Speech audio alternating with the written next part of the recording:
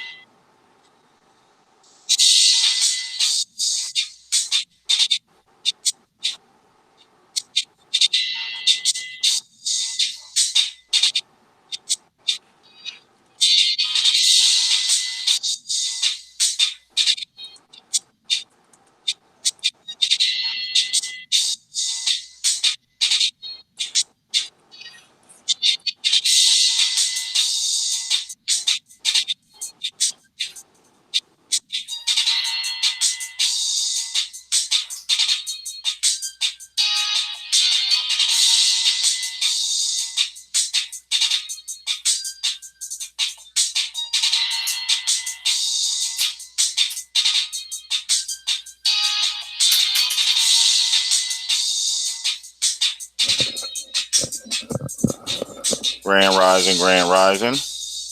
How everything going, TMH? No sellout? Everything's going well. All right. Peace, peace. Had to switch real quick. Don't like it, but had to switch real quick.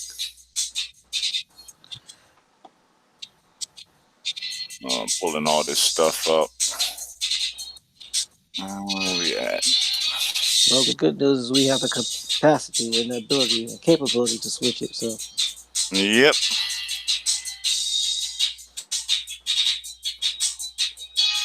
That is the good thing.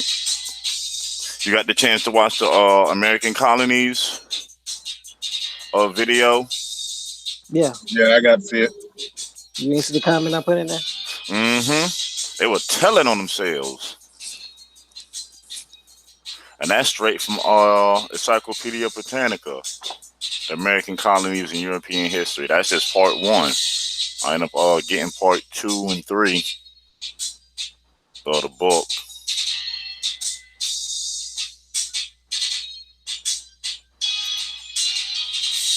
Pulling up get these.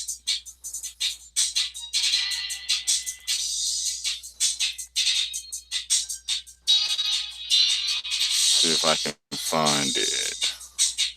Okay, here we go. Pulling up the stories.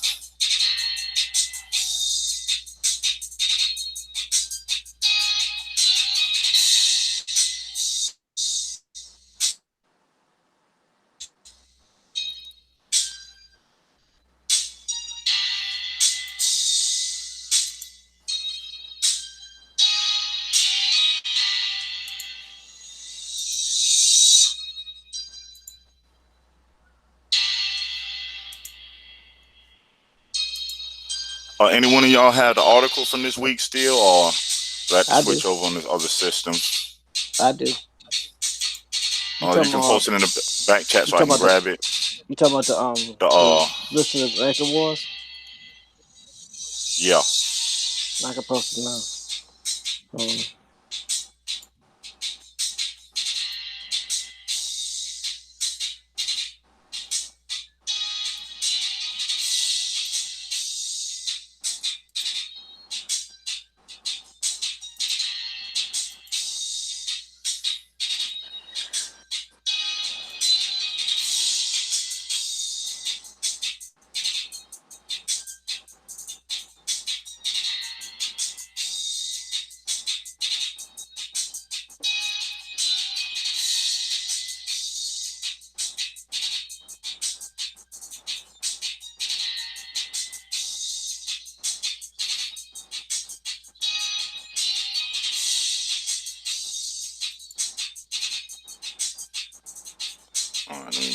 adjustments to this. I don't like how this looking.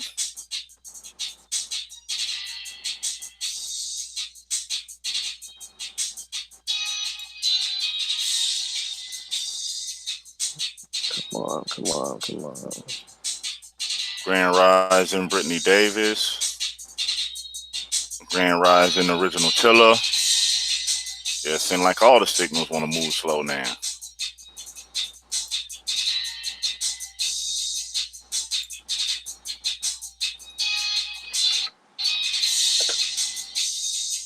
I put the link in the back chat. All right.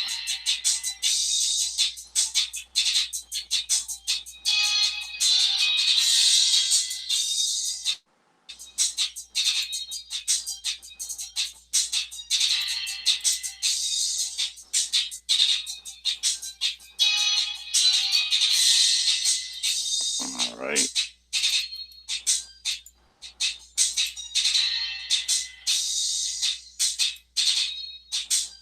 Post it back in the front chat.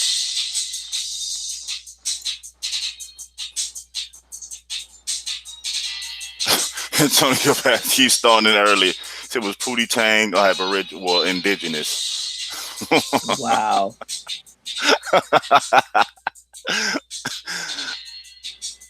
That's a nice laugh to get it started. Pootie. Grand Rising Original Tiller. Grand Rising Antonio. Grand Rising Brittany.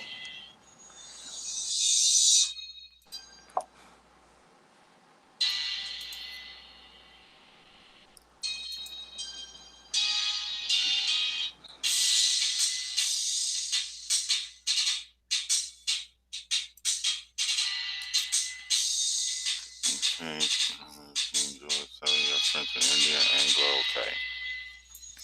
All right. The next war we had coming up was what? The Pontiac's War?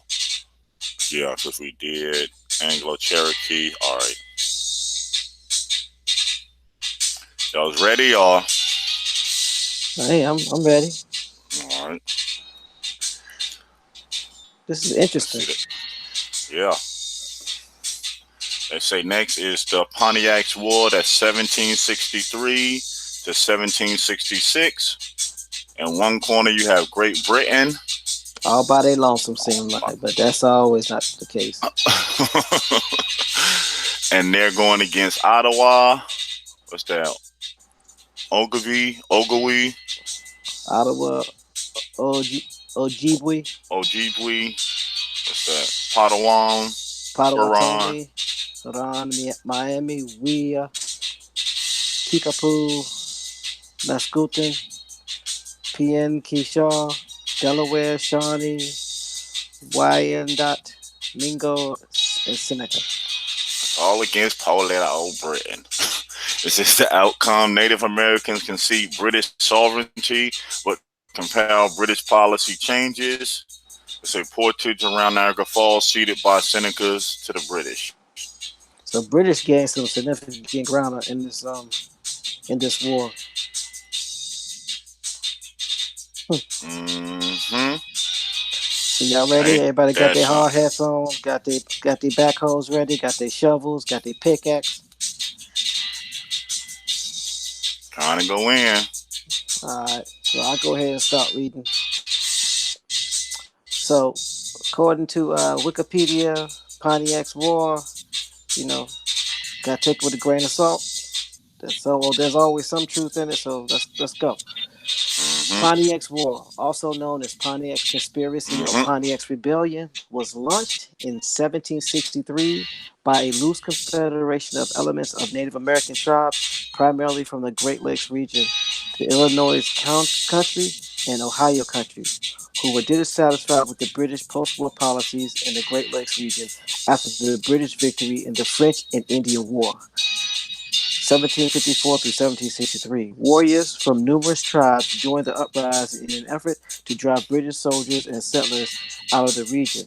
The war is named after the Ottawa leader, Pontiac, the most prominent of many Native leaders in the conflict. So before I read any further, there was something that caught my attention. Uh, right after it starts mentioning the Native American tribes, primarily from the Great Lakes region, the Illinois country, and Ohio Mm-hmm. country, who were dissatisfied with British post-war policies in the Great Lakes region after the British victory in the French and Indian War. So after the British won the French and Indian War, they put some policies in place that caused these Native American tribes, primarily from the Great Lakes region and the Illinois country and Ohio country, to be dissatisfied. Okay. And then it goes on to read, the war began in May of 1763 when Native Americans, offended by the policies of British General Geoffrey Amherst, attacked a number of British forts and settlements. 8 forts were destroyed and hundreds of colonists were killed or captured, with many more fleeing the region. Hostilities came to an end after British Army expeditions in 1764 led to peace negotiations over the next 2 years. So it was 2 years of peace basically from 1964 to 1966. Native Americans were unable to drive away the British, but the uprising prompted the British government to modify the policies that had provoked the conflict. So basically, the attacks led to policy changes. Obviously, those were some brutal attacks to get the British to step off, unless there was another conflict that kept them from adding reinforcements. Something to think about. Warfare on the North American frontier was brutal, and the killing of prisoners, the targeting of civilians, and other atrocities were widespread. The ruthlessness and treachery of the conflict was a reflection of a growing divide between the separate populations, the British colonists and Native Americans. Contrary to popular belief, the British government did not issue the Royal Proclamation of 1763 in reaction to Pontiac's War. Though the conflict did provide an impetus for the application of the proclamation's Indians Clause. This proved unpopular with British colonists and may have been one of the early contributing factors to to the American Revolution. Now that's interesting. Did you see Mm-hmm. that? Yep. So the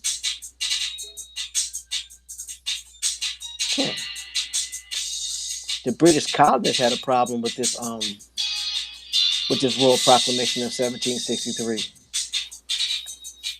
And that's interesting considering that these Indians, according to this Wikipedia, were massacring and killing some of the colonies and civilians, even though they reportedly had nothing to do with the policies that were put into place. Of course, there's 3 sides to every story, so we must keep that intact. Mm-hmm. But you got to think about it. This is the first time that it's being reported from the colony side that this was a brutal attack by the Indians. Um, I don't recall reading anything similar to this up until this point. I could be wrong, but if I am, let me know. Just post it or send a reminder. We'll get it right. Mm-hmm. Um, so naming the conflict. The conflict is named after its most prominent participant, the Ottawa leader of Pontiac. Variations include Pontiac's War, Pontiac's Rebellion, and Pontiac's Uprising. An earlier name for the war was the Keosauqua and Pontiac War. Keosauqua being an alternate spelling for the Guyasuta, the Guyasuta, an influential Seneca Mingo leader. The war became widely known as Pontiac's Conspiracy after the publication in 1851 of Francis Parkman's The Conspiracy of Pontiac. Parkman's influential book, The Definitive Account of the War, for nearly a century is still in print. In the 20th century, some historians argue that Parkman exaggerated the extent of Pontiac's influence in the conflict, that it was misleading to name the war after Pontiac. For example, in 1988, Francis Jennings wrote that Francis Parkman's murky mind, the backwards plots emanated from one savage genius, the Ottawa chief Pontiac. and thus they became the Conspiracy of Pontiac. But Pontiac was only a local Ottawa war chief in a resistance involving many tribes. Alternate titles for the war have been proposed, but historians generally continue to refer to the war by the familiar names, with Pontiac's War probably the most commonly used. Pontiac's conspiracy is now infrequently used by the scholars. So let's go back up here and find out who the Ottawa are, and then let's look at who Pontiac is. So it's right under naming conflicts if you're Mm-hmm. following us. So I'm going to click on it, open it up in another tab. Um, Ottawa. The Ottawa, also Ottawa or Ottawa, said it to mean traders, are an indigenous American ethnic group who primarily inhabit land in the northern United States and southern Canada. They have long had territory that crosses the current border between the two countries, and they are federally recognized as Native American tribes in the United States and have numerous recognized First Nation bands in Canada. They are one of the Anishinaabe, related to but distinct from the Ojibwe and Potawatomi peoples. Hmm. So it's interesting the way that they term them. I'm going back up to the top, Mm-hmm. and it says Indigenous American ethnic group who primarily inhabit land in the northern United States and northern Canada. Now they show some individuals slightly more melanated, but still looking um, more Colombian in descent. Hmm. Okay. So I'm gonna read the second paragraph. It says after migrating from the East Coast in ancient times, they settled in Manitoulin Islands near the northern shores of Lake Huron and Bruce Peninsula in the present-day province of Ontario. They considered this their home, their original homeland.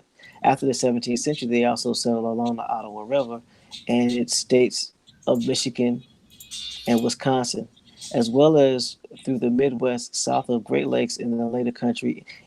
In the 21st century, there are approximately 15,000 Ottawa living in Ontario and Michigan and Oklahoma, formerly Indian Territory, United States. The Ottawa dialect is part of the Algonquin language family. Why am I not surprised? Hmm. This large family has numerous smaller tribal groups or bands, commonly called tribe in the United States and First Nation in Canada. Their language is considered a deviant dialect of Ojibwe, characterized by frequent syncope. This is a phonology syncope is the loss of one or more sounds from the interior of a word, especially the loss of a unstressed vowel. It is found both in synchronic analysis of languages and diachronics, its opposite, whereby sounds are added. Hmm. Maybe we have to get somebody on to explain that. Hmm. So I'm gonna go down further and read the tribe name. Ottawa, syncoped as Dawa, is believed to be derived from Anishinaabe word Adawe, meaning to trade or to buy and sell. This term is common to the Cree, Algonquin, Nipissing, Montagnais, Ottawa, and Ojibwe. The Potawatomi spelling of Adawa and the English derivative Ottawa are also common. The Anishinaabe word for those men who trade or buy and sell is Wadawiwinini. Frederick Baraga, a Catholic missionary in Michigan, transliterated this and recorded it in his dictionary of the Ojibwe language as Watawininiwuk, noting that it meant men of the bulrushes. Okay. Associated with the many bulrushes in the Ottawa River, but this recording meaning is more appropriately associated with the Matawakarinwak. a historical Algonquin band who lived along the Ottawa River. The only American tribe that is Ottawa are the Little Traverse Bay Band of Ottawa Indians. The rest are considered Ottawa. The neighbors applied the trader name to the Ottawa because in earlier traditional times and also during their early European contact period, they were noted as intertribal traders and barterers. The Ottawa were described as having dealt chiefly in cornmeal, sunflower oil, furs, skins, rugs, mats, tobacco, and medicinal roots and herbs. Like the Ojibwe, the Ottawa usually identified as Nishnabé, Nishinabé, plural, Nishinabeg, meaning original people. The Ottawa name is, in English transcription, is the source of the place names of Ottawa, Ontario, and the Ottawa River. The Ottawa home territory at the time of early European contact, but not their trading zone, was well to the west of the city and river named after them. The tribe is a namesake for Tawas City, Michigan. The Tawas Point, which reflect the sign form of their name, Ottawa. Ohio is the county seat of Putnam County, developed at the site of the last Ottawa reservation in Ohio. Listening to this just made me think of something. What you got, boss? No, I always had a question about Miami. But Miami of Ohio, now I got my question answered. How did you get a Miami of Ohio? Because that's where the Miami tribe from. Makes sense. Because as you know, Miami in the South was later on named.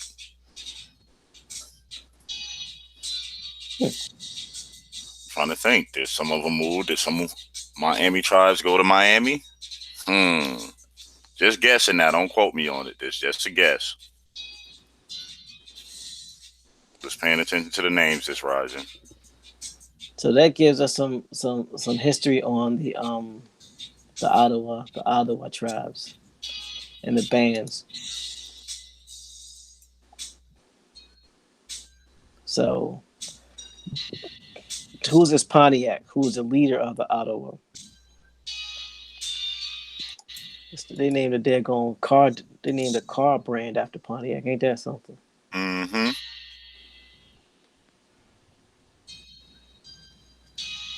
Obi-Wan. Obi-Wan? You see his name though? Pontiac or Obi-Wan Diag? Wan Diag, yeah. Obi-Wan? I know, right? Obi-Wan Diag. Starting to get mad again. Wow. This was an Ottawa war chief known for his role in the war named for him. From 1763 to 1766, leading Native Americans in a struggle against British military occupation of the Great Lakes region. Mm-hmm.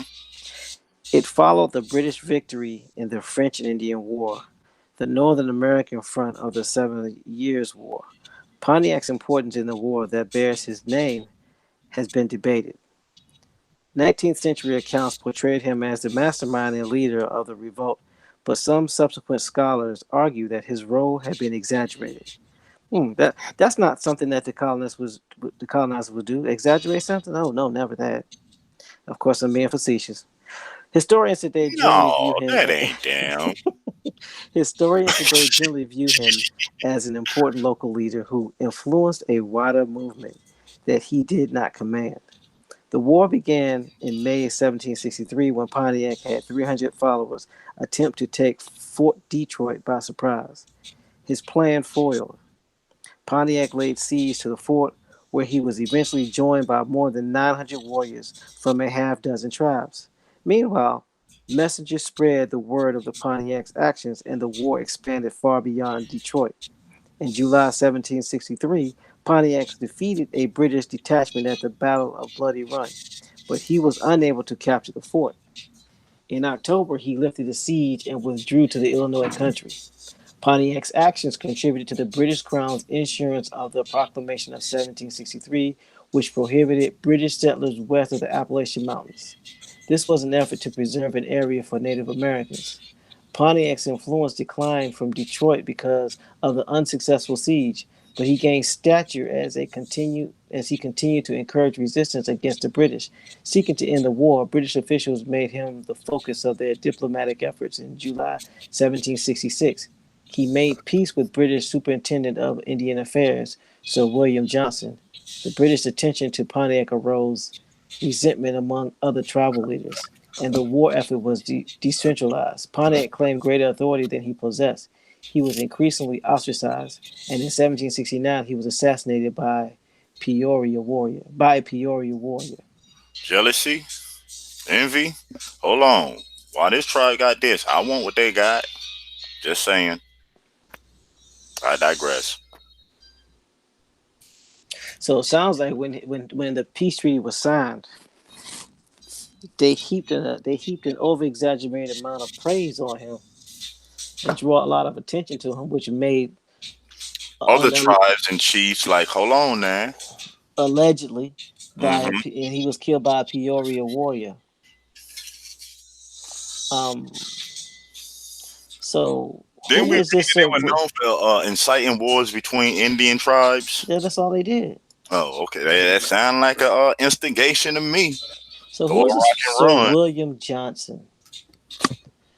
Sir William Johnson, first baronet. Sound like a first chair of a woodwind instrument. He was an Irish official of the British Empire. As a young man, Johnson moved to the province of New York to manage an estate purchased by his uncle, Admiral Peter Warren, which was located amidst the Mohawk, one of the Six Nations of the Iroquois leader. Johnson learned the Mohawk language and Iroquois customs and was appointed British agent to the Iroquois. Okay.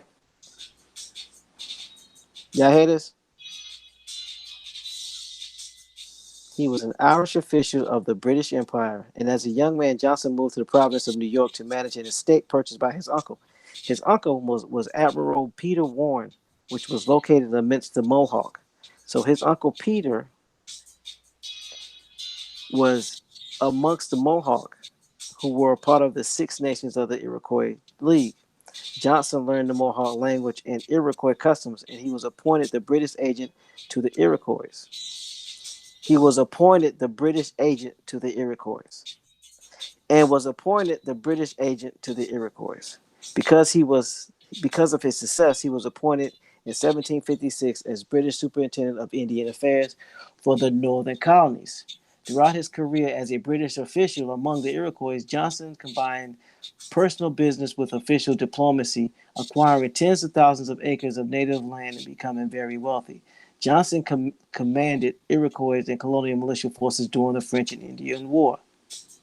I'm going to read that again. Johnson commanded Iroquois and colonial militia forces during the French and Indian War, the North American theater of the 7 Years' War, from 1754 in Europe. His role in the British victory at the Battle of Lake George in 1755 earned him baronetcy.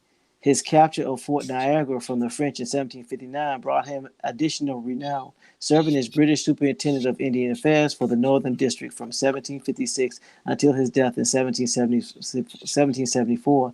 Johnson worked to keep American Indians attached to the British interests, which basically means he was welcomed into that tribe. Because it says he worked to keep American Indians attached to the British interests. Not he worked to keep the British interests attached to Indians, but he worked to keep the American Indians attached to British interests, which basically means that he had influence over the American Indians.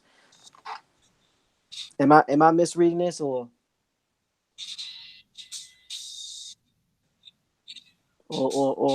does this seem along the lines of what we've been saying? So let me see who this Peter Warren was.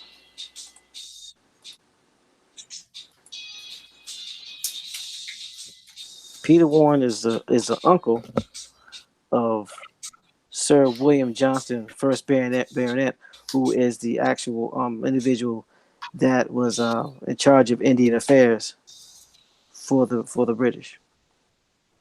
Admiral Hmm. Sir Peter Warnes was a British naval officer from Ireland who commanded the naval forces in the attack of the French forces of Louisbourg, Nova Scotia in 1745. He was later set as the MP for Westminster. He was the youngest son of Michael Warne and Catherine Plunkett, nee Almer. His mother was the first wife of Sir Nicholas Plunkett. A brother of his mother, as Matthew Almer, first Baron Almer, died 1720. Admiral and Commander in Chief had entered the Navy under the protection of the Duke of Buckingham as a lieutenant in 1678 and helped secure positions for the first Oliver Warren, Peter's older brother, and later Peter.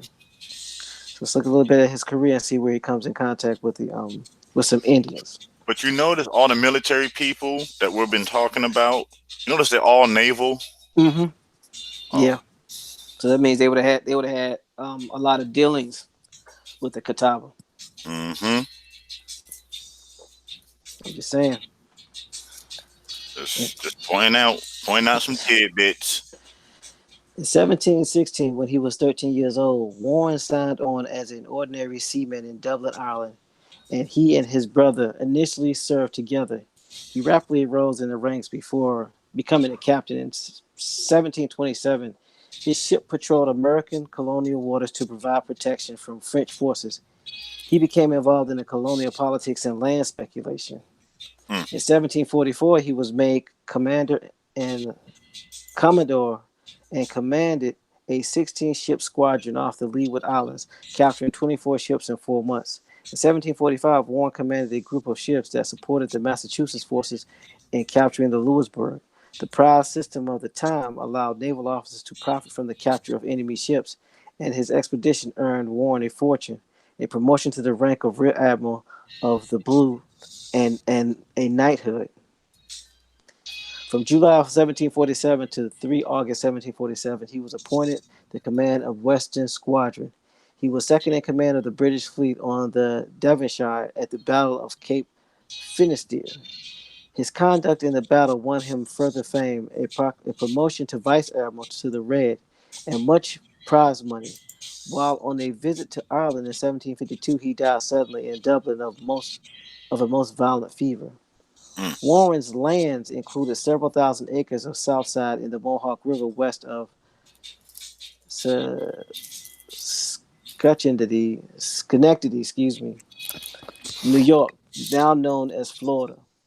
Huh? Hmm. What? Hold on. I'm just making sure that wasn't me to just blank out and come back to. You said Warren's lands included several thousand acres on the south side of Mohawk River west of Schenectady, New York, now known as Florida. Montgomery County, New York, roughly across from the present day Amsterdam. He brought two nephews, William Johnson, eventually Sir William Johnson, and Michael Terrell, to clear and manage the land. Terrell soon left, asking his uncle to support with the naval appointment.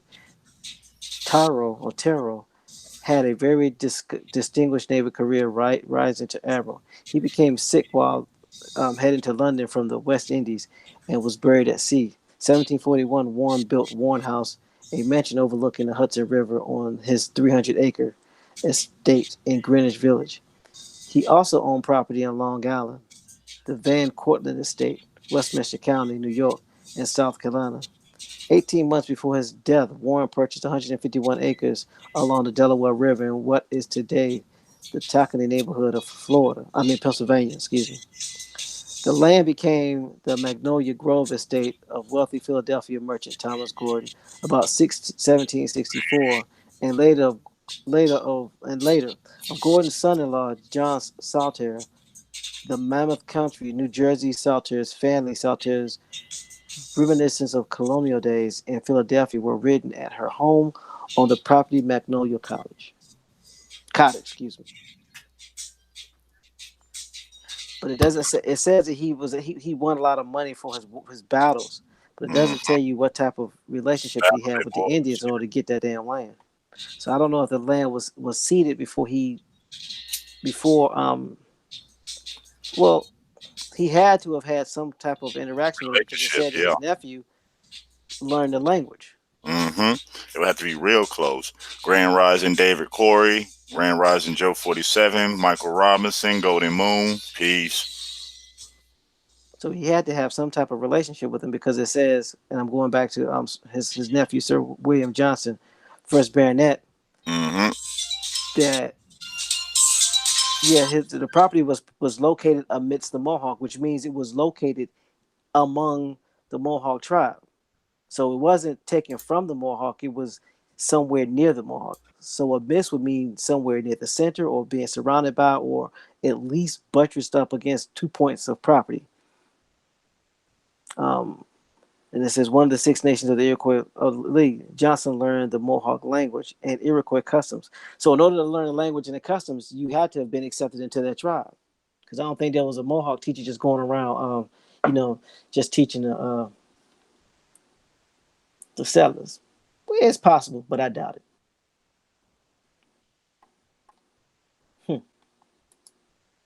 So where are we at? So I'm going back to Pontiac, who was an Ottawa leader, who was assassinated by a Peoria warrior. And this war, Pontiac's war, was a tribute to a Ottawa war chief who was responsible for a siege against Britain based off of some policies that they put in place that these tribes were against. So they started attacking the civilians and they started attacking the Brits. And what happened is Mm-hmm. they basically put a smear campaign in place to smear the name of Pontiac, giving him more credit for the war than he possibly should have had, and probably giving him more credit for the peace treaty that he should have received. And then a Peoria warrior ended up assassinating Pontiac in 1769. That sounds like some mess that's still going today. Yeah. Hey, teammate, you see no sellout. You see what he got over there, man. He don't deserve that. He didn't do all that. How he get that? Yeah. Why they give him credit Same for old. it? Look. He went in there by himself, and we were the Mm-hmm. one that supplied the other 900 troops, 900 tribes. He only took out 4. I got 6. Why he get say so? You know what I'm saying? I mean, it sounds silly and stupid, but you can see it playing out because we grew up watching that. Some of us were even a part of some of this foolishness in our neighborhoods. Mm-hmm. And not to say that it wasn't incited, because of course it was incited by the Brits whispering in Oh their yeah, ears and yes, saying, "Hey, yes. man, why is he getting all that shine? Didn't y'all Yeah, help? think Didn't y'all about it. come to his rescue and bail his tail out? Y'all gonna just Mm. let him? Y'all just gonna let him take? Just let him take all that shine and not give y'all any credit for it? If I were y'all, I'd do something about that." Yeah, we know how this. We know how the instigating work. We know how that works. Main time the person instigating, causing all the trouble on all ends. So who are the Peoria Hmm. or Peorora? They are a Native American people today. They are enrolled in the federally recognized Peoria Tribe of Indians of Oklahoma. So they are federally recognized. Okay. Hmm. They were part of the Illinois Confederation. Traditionally, the Peoria spoke a dialect of Miami, Illinois language. The name Peoria derives from their autonym or name for themselves in the Illinois language, Pewaria. Pewaria. Modern pronunciation, Piwalia. Originally, it meant comes carrying a pack on his back. So they were the backpack tribe. No Backpackers. speakers of the Peoria language survive. Along with the Miami language, a smaller number of the Peoria tribe of Oklahoma once spoke Chowokea, Moinwea, and Tamarora. Okay, let's look at their government. The Peoria Tribe of Oklahoma is headquartered in Miami, Oklahoma, and their tribal jurisdictional area is the Ottawa Country. Of the 2,925 enrolled tribal members, only 777 live within the state of Oklahoma. Craig Harper is the tribe's elected chief, currently serving a 4-year term. So chiefs are elected. The Peoria issue their own tribal. Whoa, wait a minute. The Peoria issue their own tribal vehicle tags and operate their own housing authority. The tribe owns one casino, the Peoria Ridge Golf Course. The estimated annual economic impact of the tribe is 60 million. The tribal business of the Peoria Gaming Center, Buffalo Run Casino, and hotels in Joe's Outback are all located in Miami, Oklahoma. Now, if you think about it, why is now again? I You know, don't claim to be nowhere near an Indian expert. I probably am the least expertise or expertise. Yeah, I said it when it comes to Indian language, and being tribal. But I'm learning. How come this is my first time of hearing of the Peoria tribe, who is a federally recognized tribe? you know, Did anybody in the chat ever hear these Indians? anyone, because I know I haven't. This is a first for me. It says the Peoria are an Algonquin speaking people whose ancestors came from what is now Illinois, Michigan, Missouri, and Ohio, once thought to be descendants of the Cahokia Mississippian culture of mound builders.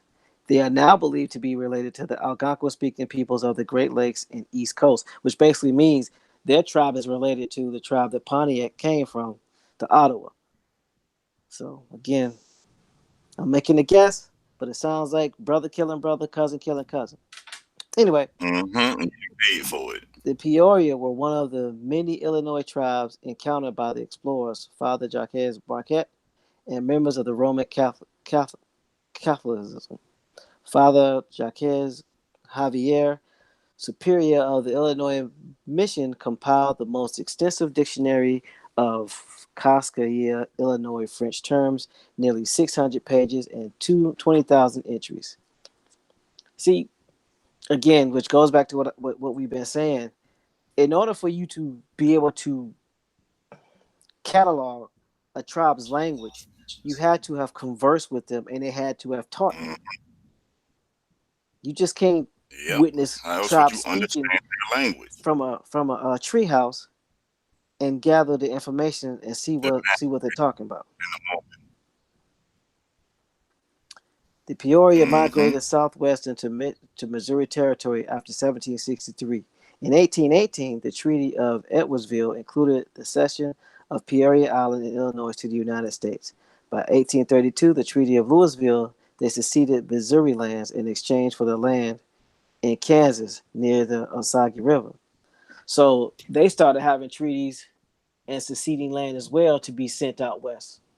Also, Yep. And it seemed like these are all the ones that made deals with the eventually to be U.S. government.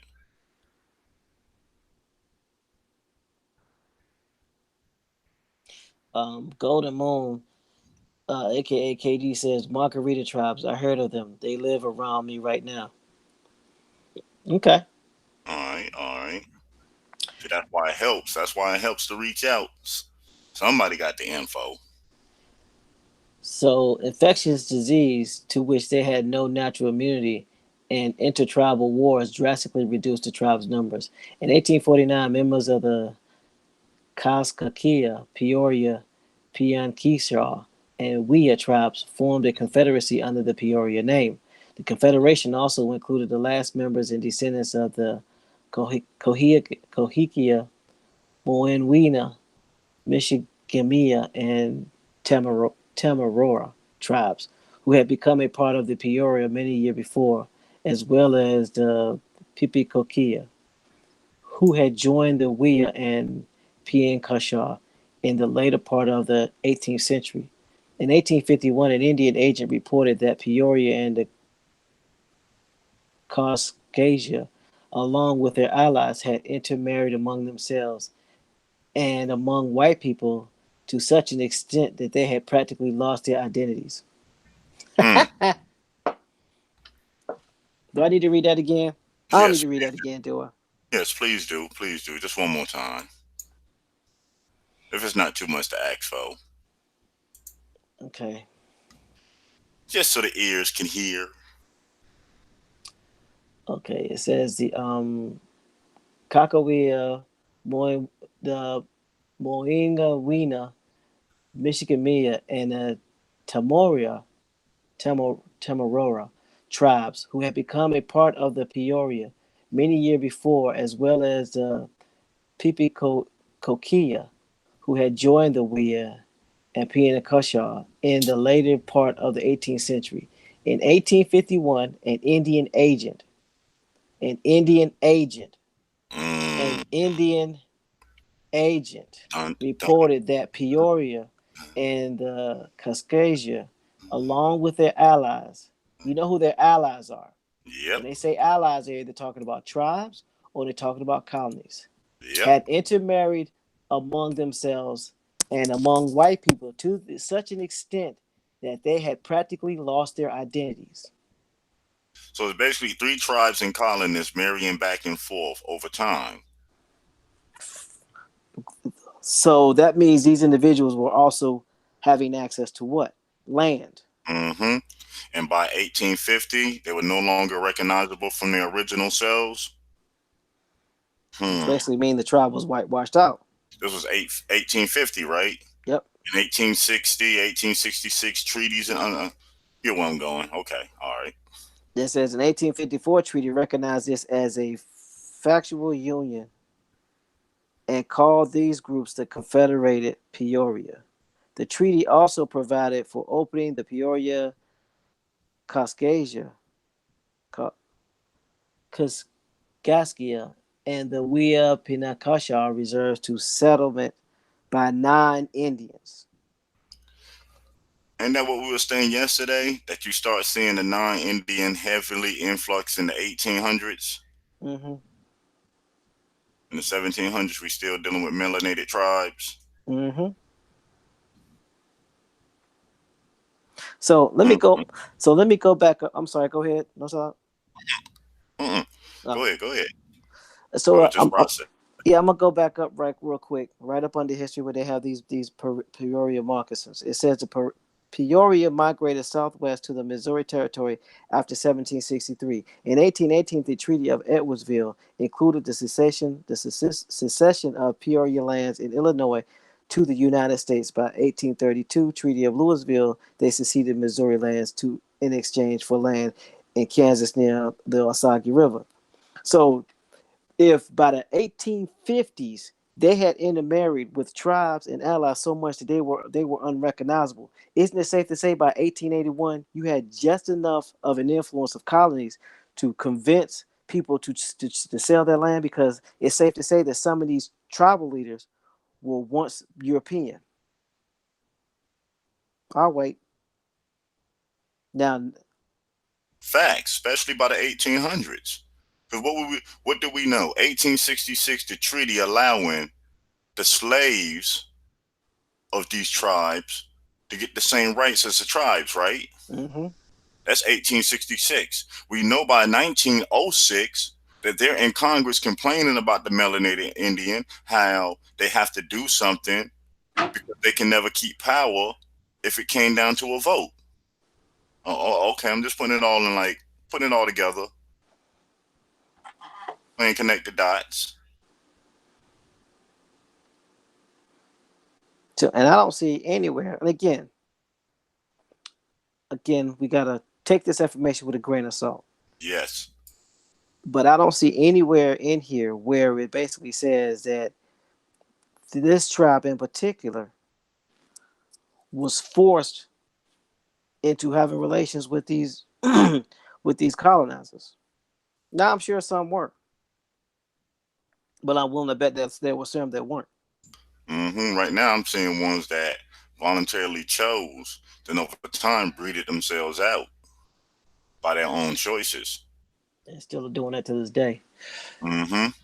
So it says after the Civil War, most of the Confederated tribes signed the 1867 Omnibus Treaty. By this means, the U.S. government purchased land from the Quapaw tribe and relocated the majority of the Peoria tribe onto 72,000 acres reservation in Indian Territory, which is where? present-day Oklahoma, part of the present-day Ottawa country, Oklahoma. Congress enacted a law to unite the Miami tribe of Kansas with the Confederated Peoria. So when they say Confederated group, Confederated Peoria, You already know what they mean. they basically mean that these tribes are so interrelated with the Europeans that you can't tell one from the other. Yep, you can't tell them apart because they done intermingled and intermarried so much that you don't know who's who no more. Isn't it safe to say they sent all these people out there to Oklahoma, right? But we do know there's a set of melanated Indians that were out there years prior, right? Yep.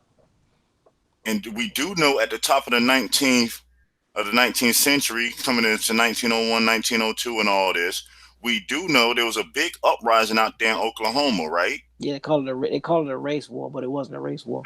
It wasn't a race war. It was the original Indians fighting with the transplants.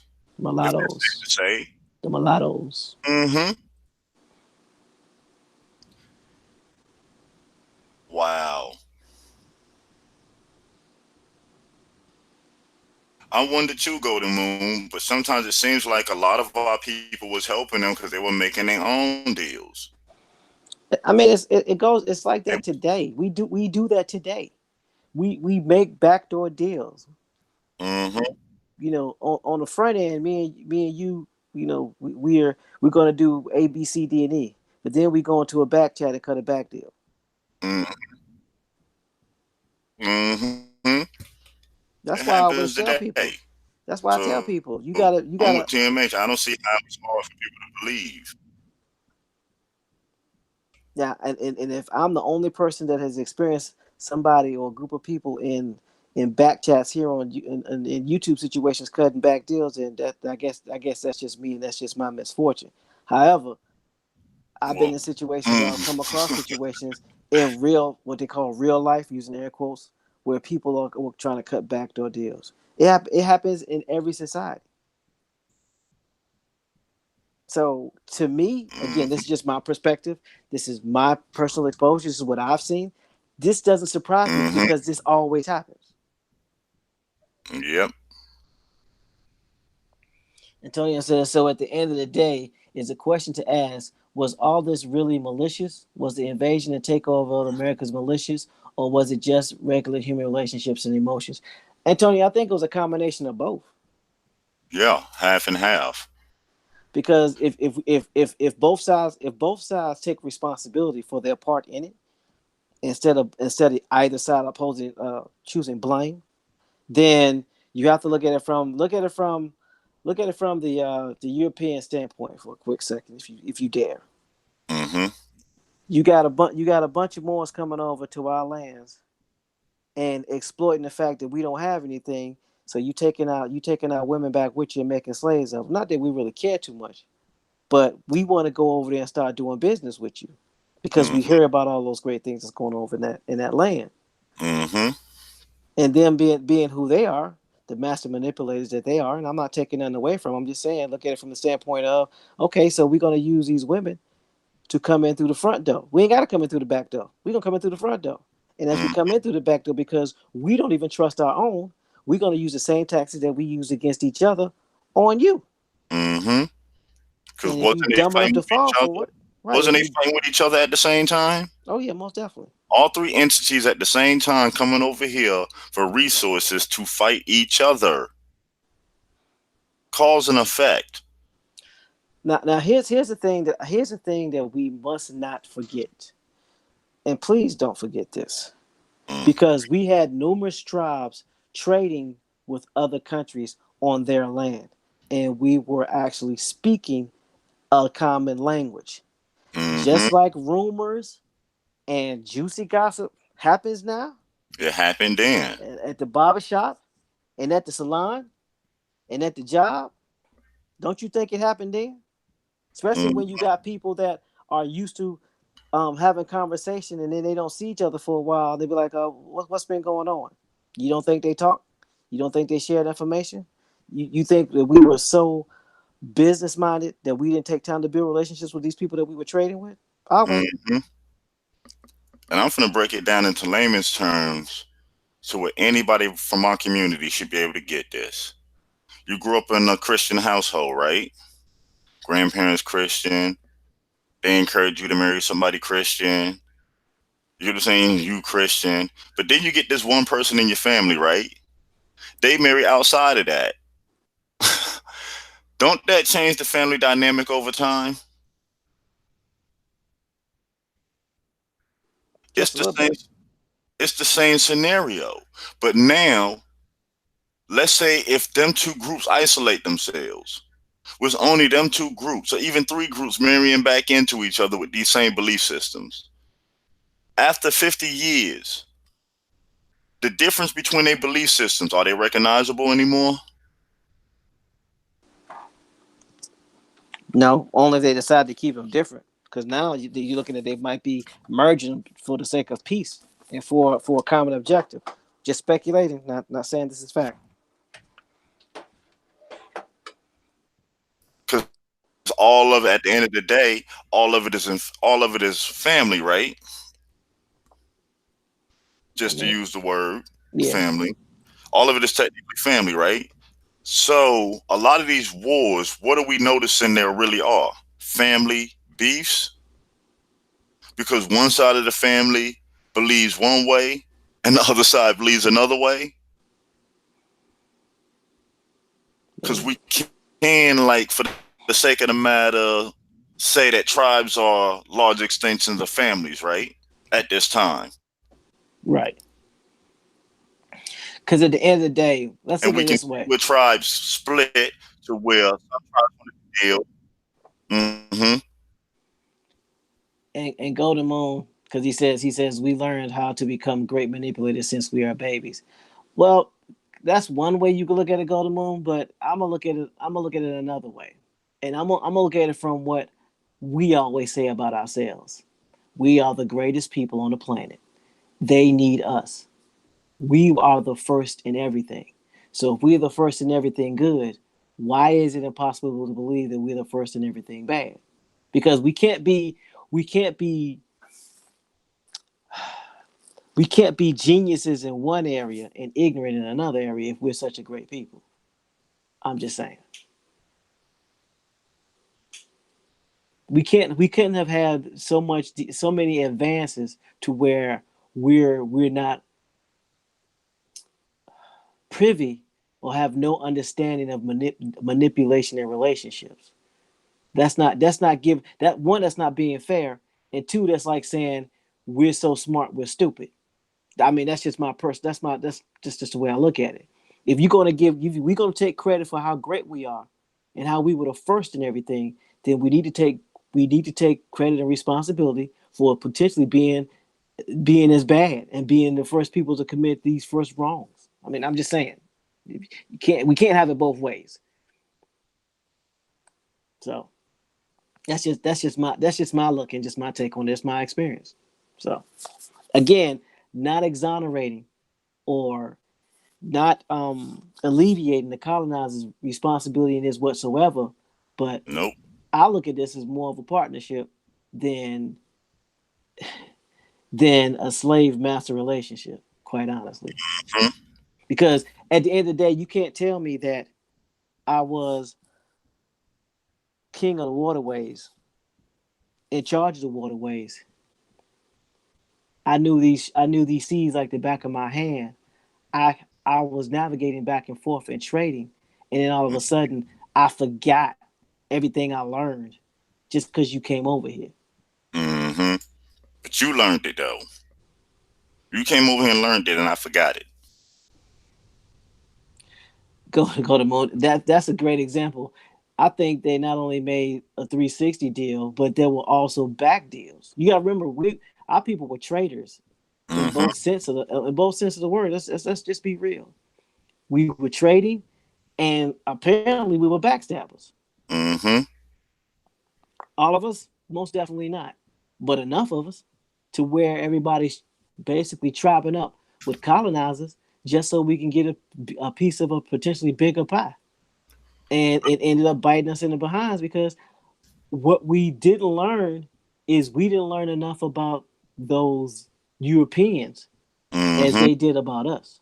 Fact. Remember, they were over on our land, occupying our territory, learning our languages.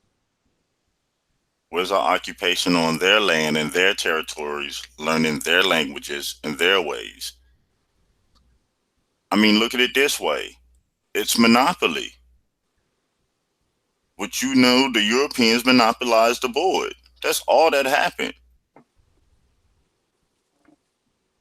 And they use our military might to do it. To They do it. just they just they just put us they just put us against each other. I'm That's not going to sit here and believe or accept for a fact that we didn't have a part to play in it. Like I said, I'm not taking anything away from the colonizer, but you're going to sit there and tell me that at one particular time it was forbidden for them to come over here, and then we usher them over here, and we automatically forget how good we are and how smart we are. mm-hmm. I mean, that's basically an insult to me. That's like somebody working a job and working for a company for 30, 40 years and calling me a slave and I own a company. But you work for somebody. Don't insult me Mm-hmm. like that. Don't call me a slave and you got a job. Don't do Mm-hmm. that. So don't sit here and say we were so much intimidated by these people when we was going over there and trading with them. They got their weapons from us. They got their gold from us. They got their jade from us. They got their information from us. Facts, Antonio. This is that 400 years conversation that Kanye tried to have, and people looked at him as being cuckoo or crazy. Is that to believe 400 years a slave, that's a choice. When the reality was, brothers and sisters was cutting deals on each other. And we still do it today. We still do it today. So now look at it this way. We see the nations that's over here. We see the tribes as they split down the middle, sometimes two ways, three ways, or four ways on what nation they decided to back.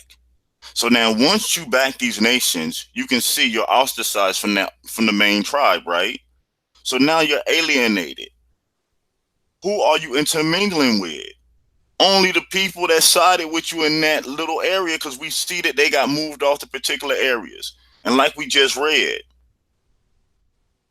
if over some time all you can do is remarry the same people of your tribe or the tribes that's in that alliance, or the colonizers that's alliance with you, that's the only people you can marry, the only people you can have children with. So after a couple of hundred of years, who do everybody look like now? Especially, let's add on the top, you got a constant influx of foreigners coming. You're constantly bringing your people over. So now these original people are isolated around these foreigners that's coming over, and these are the only pick that they got among each other. What happens?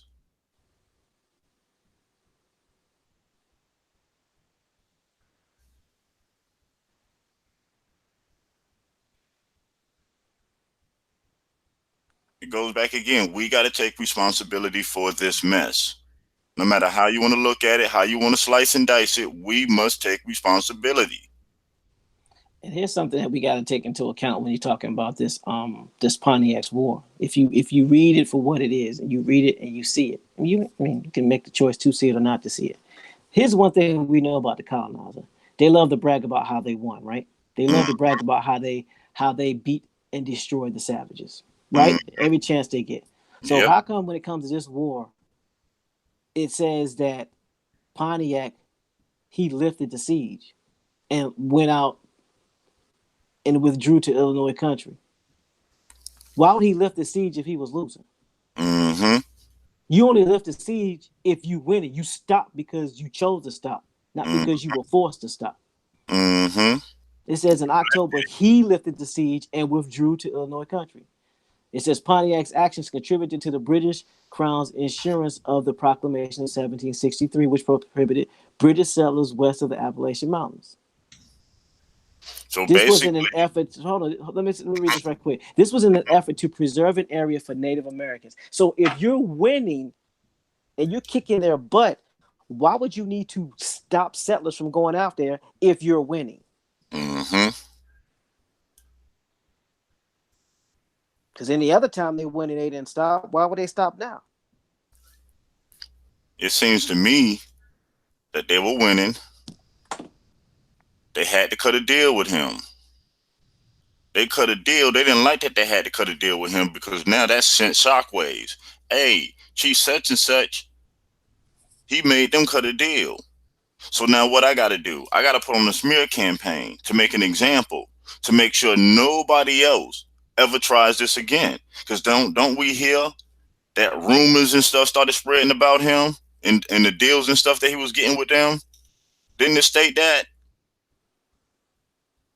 allegedly another Indian killed him? The Peoria, who ended up going out west to that new territory, which is now Oklahoma. And here's the thing we gotta realize: this is all happening before the Revolutionary War. So there were already other campaigns. These militaries are already thin. And here's the thing: by this time, we have already had at least over 400 years of dealing with them, so we know how they lie. We know how they're fork tongue. We know how they do stuff, and then they cut backdoor deals. We could have easily got together and be like, you know what, they got to go. Now would have been another time, just like after the 7-Year War. Now would have been another time to kick them off the land, but we didn't do that. Didn't do it. We didn't do it. We chose not to do it. So now you have to ask yourself, if we chose not to do it, why? Because we was in deals with them. We were doing commerce. We were doing business with them. It would make sense why this day in these hoods, these neighborhoods, we fight over land and territory and blocks. Because these are learned behaviors. Look how we treat each other, even in business, even on street terms. Let's take it back to the neighborhood, what we all familiar with. Let's break this all the way down. Don't nobody ever teach us to click up and hate somebody else from your neighborhood because they sided with somebody else. Where does that trait come from? Ask yourself, why is it so easy for us to turn on each other? You ain't got to do too much convincing to get us to hurt one another. You can simply just tell us a suggestion, like TMA said before, and we ain't even gonna go ask. We just gonna react off of it. Why is it in us?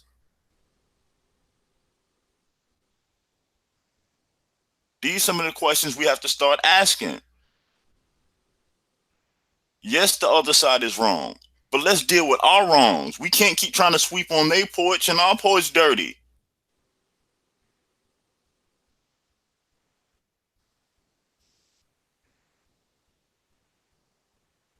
Facts, Joe 47, willingly with no problem.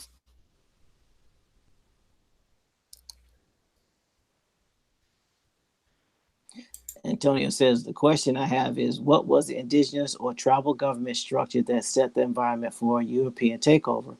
And what were the motives behind the traders that assisted? Those are great questions, Antonio. Right now, I can only speculate because there are not enough of us who actually tie back to our tribes to be able to ask those questions because they know. And you didn't miss it, but at the end of the day, we already know what our structure was. Our structure is the same structure that the Iroquois gave to the Americans when the 13 colonies, when they decided they was going to draft their Declaration of Independence and put their Constitution together. That's how the majority of the tribes operated. We operated by, we voted on everything. We had tribes even when there was a war, even when there was a confederacy, you had chiefs and then you had chiefs that were in charge. So we've always had a structure of voting. We've always been the people that did things as a tribe together. No one made a decision. People got to understand what the role of a chief is. If you don't believe me, go look at some of these constitutions and these bylaws. Chiefs don't make decisions. They're the ones that carry out the decisions that are made by the council.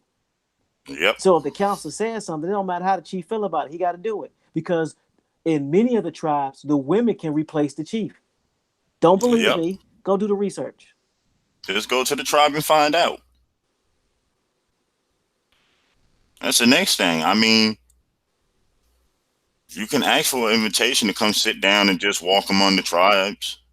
That's not a hard thing to do. That ain't nothing but a phone call.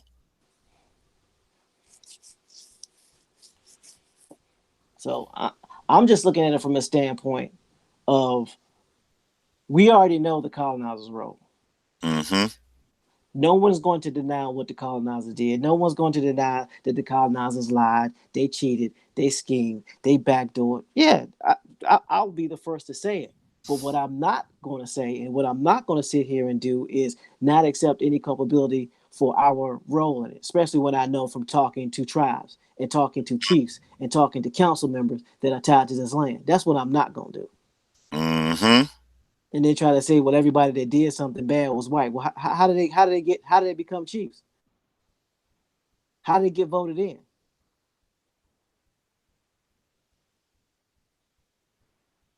Mm-hmm.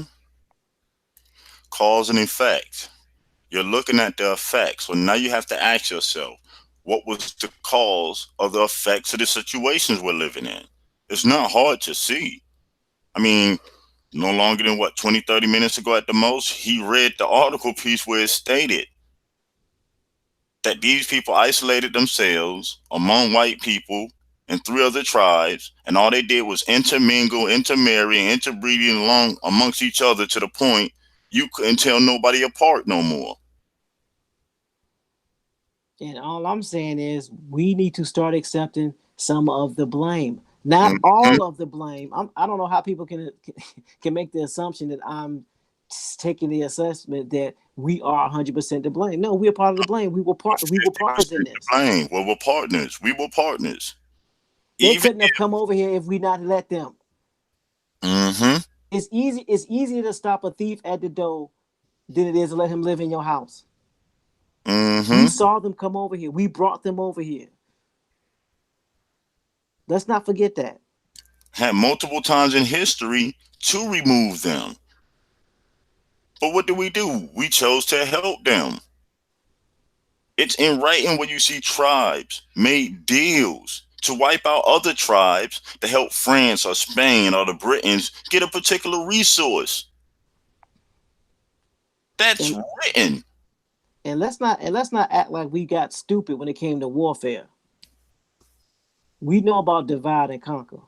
We know about that. So we already knew that there were wars going over there on other continents, knowing that we have more numbers over here than they had over there always. Mm-hmm. We could have easily got them off this land. Easily. Why you think that? Before the mass importation. Go ahead, Why you Bones. think there has never? Think about it.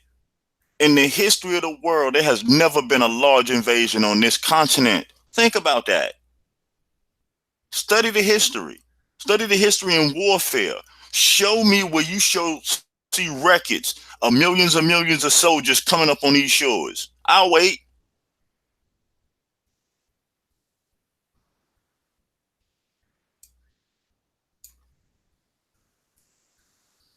That ain't never happened. It haven't happened to this date. If it can't happen now, it can't happen now. You supposed to believe it happened then? When ancestors were nowhere close as being colonized all we are today?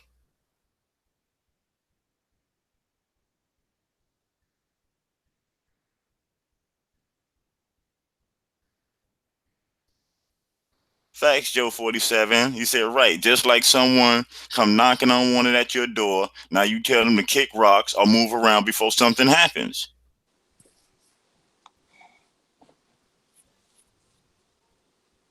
Choices were made. These are the consequences of choices that were made. Whether they're good or bad, choices were made. Can't make the choice now. Now the outcome here. Now it's time to pay the bill. Everybody looking at the table, looking stupid at each other.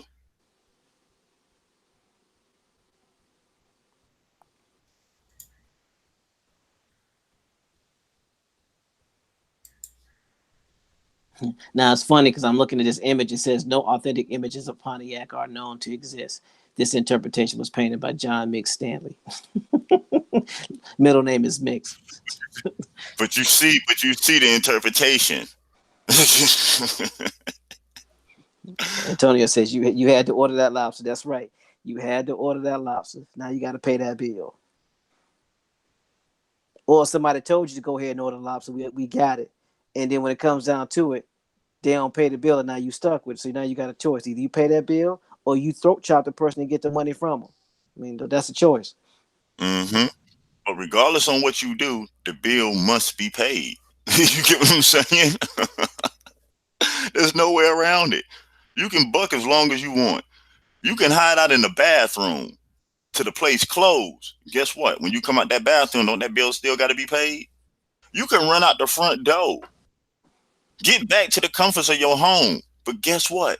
That bill still got to be paid. And for the rest of your life, at any given time, that bill can pop up out of nowhere. And that's what we're stuck dealing with right now. The bill keep popping up on us like, hey, remember me? I ain't going nowhere. How we think we gonna get anything if we ain't pay our part? If we ain't paying our part of the bill, but we want to run off with the bag. Think about this, man. Tony said these people are very deceptive. They have deceived the whole world today on a lot of things to give up your gold for useless paper. But here's the thing: they're still using us as their soldiers. Yeah. Who dominate the military? The U.S. military is known as the most fiercest fighting force on the planet. Have anyone ever took the time to look at the numbers to see what group of Americans dominate this force? Yeah, I served in the military for 3.5 years. I can tell you, we are all over the place. And Copper Tony, you made one very good point, and I will agree with you. But here's something that we have to take responsibility for. If you know they're deceptive and you still choose to deal with them while they're being deceptive, and you have the numbers and the power, then aren't we just as guilty as they are? We've seen them fighting each other. Think about it. We've seen these three nations fighting each other on our land. At that time, we could have easily, man, y'all get out of here and take that back to where you came from. But that's not what we chose to do. We did the same thing that we see that we do now. We sit back on the sideline and we watch. We be like, oh, I want a part of this. Yeah, I'm finna see how this play out so I see where I can get in. Come on, y'all know what I'm talking about. Don't act like y'all forgot. We know how we do. Come on, man. Sit back on the sideline, see how we can make a play. See how this gonna turn so we can get in and get a little piece of the sideline action. Come on. Case in point, I'm gonna give you a great example. We have some of the best individuals when it comes to the world of sports. Right? Right or wrong? We have Fact. some of the best individuals when it comes to the world of entertainment. But Fact. we are too scared to boycott and pull out and start our own. Think about this. If every athlete decided not to join the draft and start their own franchises, along with the entertainers who had the money, where would the sports industry be? I'll wait. Wouldn't be one. What would the entertainment be? Wouldn't be any. We'll complain about the Oscars and the Grammys, but still watch it and still go and still act in it. Why? Mhm. Because we depended on that money. Yeah. We depended on that money. You do realize entertainers and athletes are employees, high paid employees, but they're still employees nonetheless. Yeah. I used to use a scenario when I was down in South Florida. People used to be like, man, oh, Shaq. I said, yeah, Shaq rich. And rich ain't nothing. Now that man that write that $100 million check, that's wealthy. You see the difference? Shaq is still an entertainer. He's collecting the check. Still has a boss. Still has a script to follow.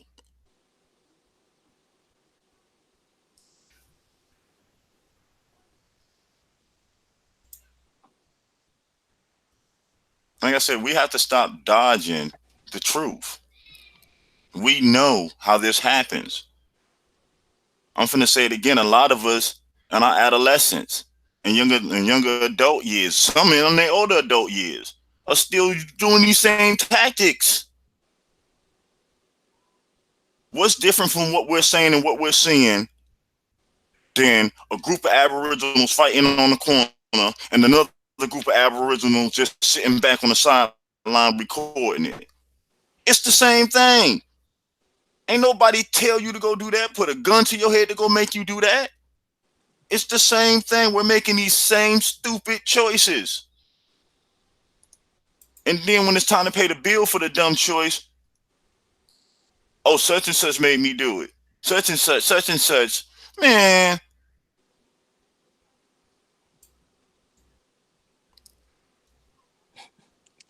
Capitan Tony is funny. He said these people are a walking bioweapon. Yeah, but yet and still, we still choose to play that game. And what I yeah, mean by that is, I don't have, I don't. Again, I'm not knocking anybody that's got a job because you got to do what you got to do. But at the end of the day, if we're going to complain about something, have your own. Start your own that's business. how you fix it. That's how you fix it. That's how we end up having our own Negro Wall Street. We were spending money amongst our own, taking care of our own. They didn't About it. they Sit here's the funny around. thing. Here's the funny thing. Mm-hmm. Go back and do the research. They didn't separate from the government. No, they didn't. What they was doing was so powerful. Here's another part that we forget. What they did was so powerful. It took W.E.B. Du Bois and who the other dude was? Um Frederick Douglass Yeah. to go in and ask what they were doing, and we showed them what we was doing, and then they destroyed it. Mm-hmm. Think After about W.E.B. Du Bois and Frederick Douglass came in there, that's the part we forget. it. Mm-hmm. Two of our own. What the Two of reason our own. why that the Negro Wall Street got taken down? Don't ever forget it. Because it keep facing us in the face. I don't care how you look, you're going to keep seeing it. So it comes back down to it again. What we going to do? Are we going to pass the buck? Are we going to take acceptance for what was done, put our big boy pants on, move forward and fix this mess? Are we going to cry for another 20 years and let our children have to deal with it?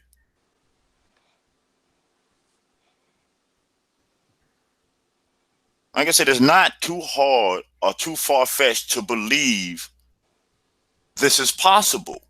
Most of us are guilty of this ourselves. How many people grew up in gangs? Come on, man. How many people sold narcotics? I was in illegal functions growing up. It's growing up. Come on. How many things we did we had no business doing that we chose to do for financial gain, for the particular credit of some chick or some group, so-called respect. Think about it.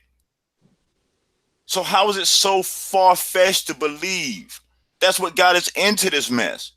Because we still on the same cycle of destruction now. Don't nobody make us listen to this garbage we listen to. We choose to finance it, then turn right around. Oh, the music hurting the children. Stop buying it. Stop supporting it. So Antonio brings up a great point. He says where I'm stuck is, and this is probably where a lot of people are stuck. We're trying to make the system work for us. The same system that we created that was apparently flawed because it led us to captivity and oppression. That's where I will have to disagree with you, Antonio. We're not trying to make the system work for us because we're not following the laws that govern how that system works. Mm-mm.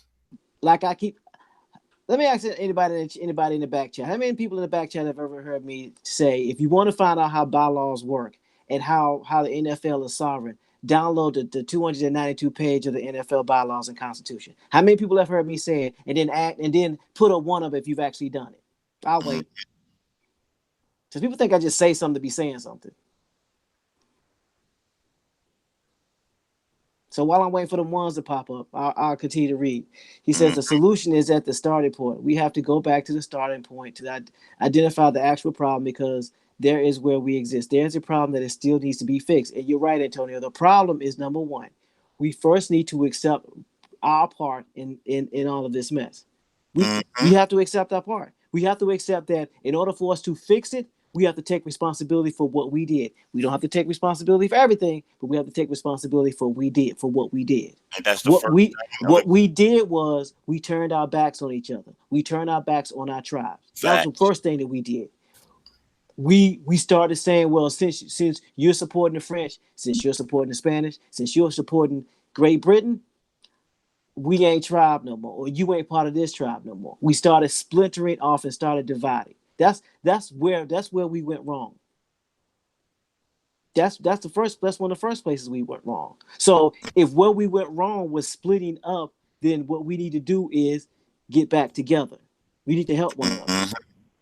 But at the end of the day, this is not. We got to understand this is not a kumbaya moment because all skin folk ain't kin folk.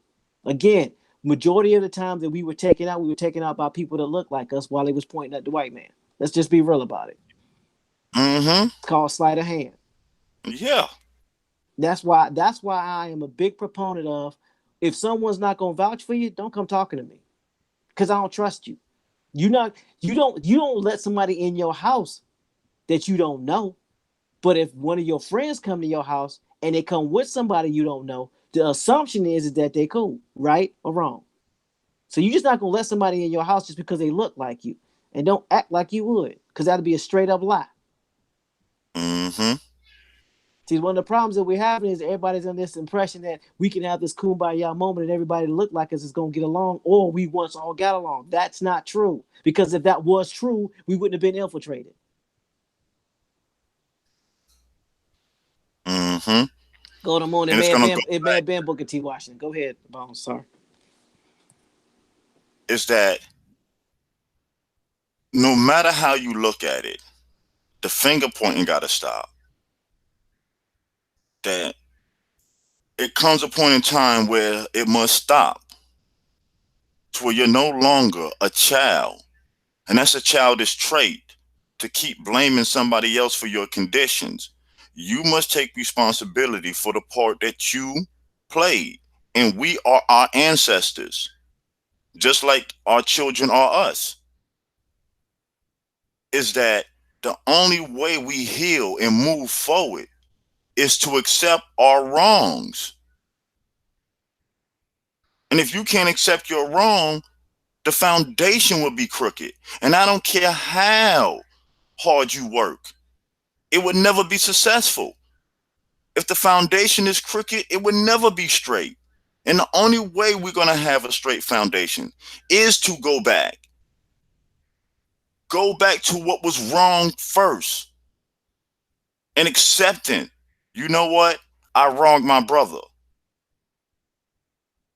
Because if I don't accept that I wronged my brother, how can I ever help my brother? How can you stab me in my back, but don't acknowledge that you did it, but then want to give me food?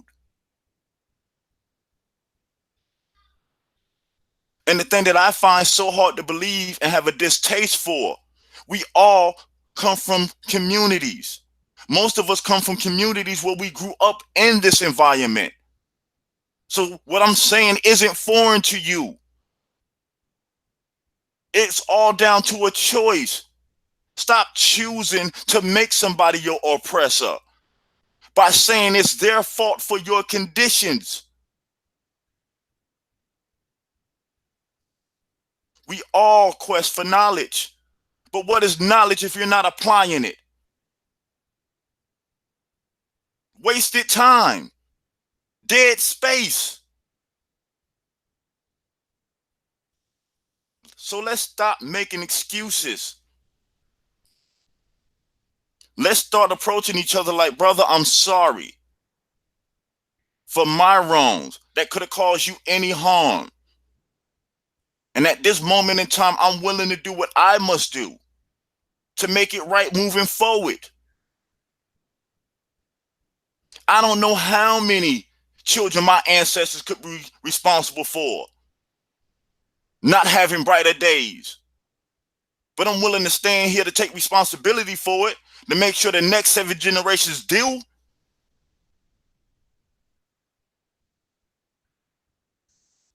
Are we men or mice? Here's something to think about. And Capitone Tony put it a good way, something to think about. He says, I think a lot of people complain in a way to let other people know what's up. The sleeping the same something isn't right. If you don't know better, it's hard to do better. Well, here's the thing. Out of all of us that know better, this is a rhetorical question. This is not an accusation, it's not a finger point. Out of all of us that know better, how many people are actually in the community doing better? How many people are actually in the community helping people learn what their heritage is? How many of us who know better are actually helping people do their genealogy? How many of us that know better are actually trying to get people to connect with their tribes? How many of us that are in the community that know better are actually going in your neighborhoods, going in our neighborhoods, doing something? Not being on YouTube, but going in the neighborhoods doing something where the people know you. Not on YouTube where people don't know you, because you're going to have the greatest effect of change where you live. We don't live on YouTube. We live in these areas that we complain about. And I am sure that there are a lot of us doing a lot of good. But it's hard for me to see that when I don't see you doing anything. Now, just because I don't see you doing anything, that don't mean you're not doing anything. But how about we start taking these phones and start going into communities and start showing what we're doing? Because it's one thing to talk a At good least set game. an example. Yeah, it's one thing to talk a good game. It's one thing to talk about what you're doing. It's another thing to actually be in the community doing something. That's where you're going to make the most effective change. And at the end of the day, I'm gonna say this again: if don't nobody in your community know you an Indian, the question is why. If you are more comfortable talking on YouTube than you are in your own community about being an Indian, the question is why. Houston, we have a problem. You rep in the city, you rep in the town, but don't nobody know you an Indian in your city, in your town. Why? Repping every other team except your first team. Get out of here. And I'm not even talking about family members, brothers, sisters, cousins, aunts, uncles that may have a problem with what you're doing. And I understand that because it's very difficult to get people that know you intimately like that to listen to you. But if you have any sense of leadership like you portray you do on YouTube, again, I'm not making an accusation. I can only go off of what I see or what I don't see. You might be doing some great things in your community. How about showing us? There would be many of us that might need an example of what needs to be done. Because my thing Now is, look at you that. could be great on YouTube all you want to, but if don't nobody in your community know you an Indian, my question to you is why not? What are you hiding? What are you running from? Is that going to affect? Is that going to affect your job? Is that going to affect your seat in the community? What is that going to affect? Are you not the leader in your community that you claim to be in YouTube? I'm just asking. I don't know. I'm not claiming to know. I'm just going off of what I see versus what I don't see. So and that is in response to how do we get this off the ground? How do we get this moving? We're not going to get this moving in a web-based present. This is going to get done by going in your communities. I'm going to repeat this again. This is going to get done by going into your communities, talking to the people that you know and to the people that know you. And if you're not doing that, why not? You may even have a good reason. And I'm not saying you don't have a good reason. I just don't know what it is. Facts. So I'm going to ask the question, why not? Again, it could be a great reason. So that's what I would suggest. And that's what I do. And you'll start to see some footage of what we're actually doing. You'll start to hear some testimonies of what we're doing. I mean, we can't complain on one hand about the negative media and the negative betrayal of our people, and you're not taking the personal responsibility to change that media.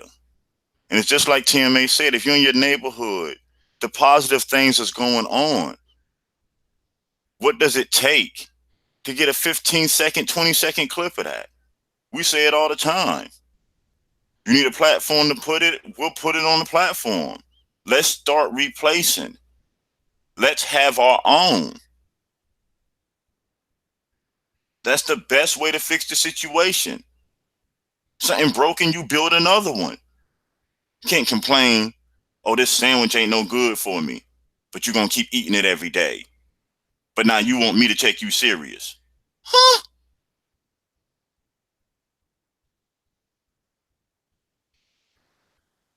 Come on now, we got to do better. We got to hold each other to a higher standard. We got to hold ourselves to a higher standard.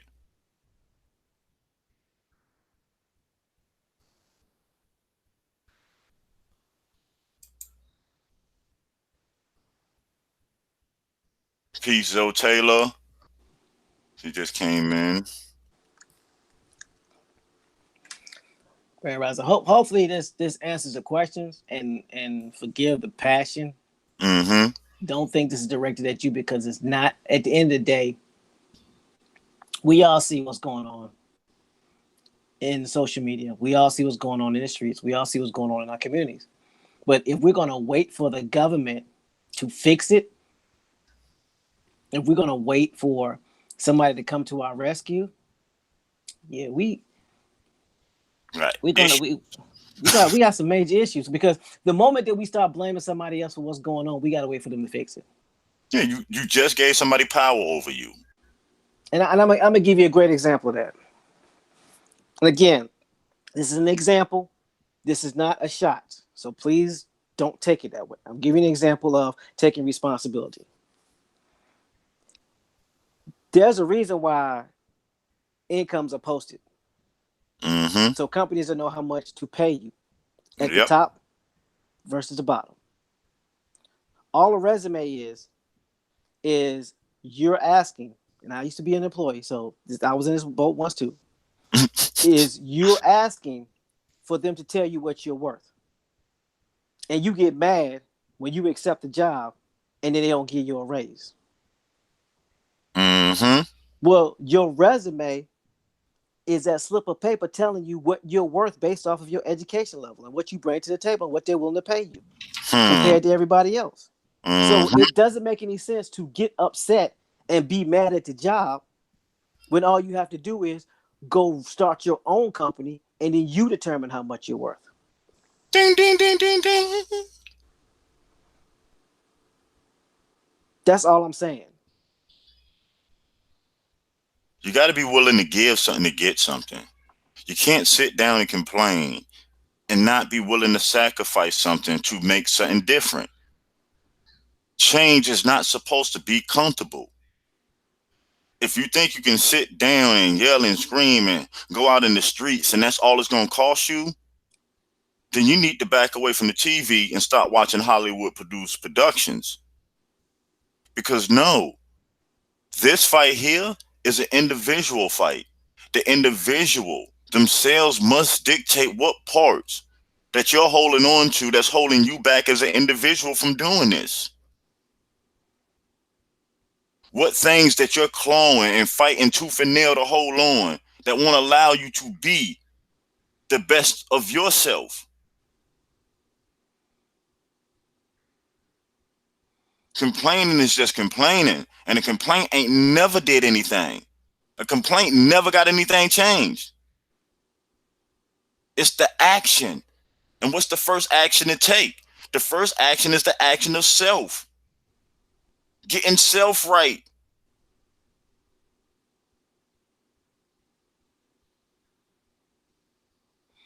And so, Coppertown Tony, you bring up some great points. She says, I personally think that we just got exploited. Ways, cultures, and differences in the use against us. You don't just wake up and the whole people just got completely crazy for nothing. Here's one of the things that I challenge you to look at it from this perspective or ask this question. I agree, we personally got exploited. But by who? Because, again, the colonizer. We know what they are capable of, and we know what they do, and we see what they do every day, every day, every day. But they cannot do anything. And I'm gonna say this again: they cannot do anything without our complicit help. Simple. So if we got exploited, we got exploited by our own people who were working with them. Facts. It's like, again, maybe I'm misreading, I'm misunderstanding, but it's like we want to, as a group, not anybody in the chat, but as a group, we want to sit here and point the finger at a group of people and totally exonerate the people that look like us that were the main culprits. Mm-hmm. Because I don't know about nobody else, teammates. When we go through these Indian wars, I'm finna tell you what I feel. I feel anger and rage. And you know why? Because I'm reading brother killing brother. I'm reading that a brother went and made a deal with the French for guns to go kill some more brothers and sisters. I'm hearing how particular ancestral tribes wiped out women and children, Indians. And we had the audacity to sit here and want to point the finger at somebody else.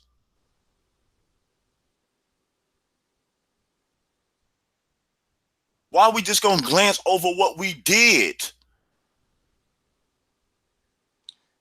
Facts, Jay says it looks like they worked together to unify the North. They unified the North. The North got unified, and then right after the Civil War, you no longer heard anything about the Iroquois Confederation. Because I think, again, I'll have to confirm this, but I think they became citizens of the United States or the 13 colonies after the unification, because it seems like they just disappeared. Yeah, they became citizens. So the North got solidified first, and then they went south, and then they went west, and then they attacked Texas and Florida. Mm-hmm. But they had to. Here's a key: they had to have had help to do it. There was not enough of them on this continent, and there's still not enough of them on this continent, which is the funny part. Yeah, to this day, 2019, there's not enough of them. Show me which one of y'all neighborhoods they walking down telling you to hurt each other. Come on now, I'll wait. I don't care what the living conditions is. See, we got to stop making these excuses. Okay, yeah, they took resources and stuff out the neighborhoods in the 70s. But guess what I do remember too? You were still able to have and grow farming fruits and vegetables in the 70s. So what's the excuse? It's always a choice. We are on the side of the choice that keep choosing wrong. And even if the feds do bring the guns into our neighborhood, who makes the choice to pick it up to use it?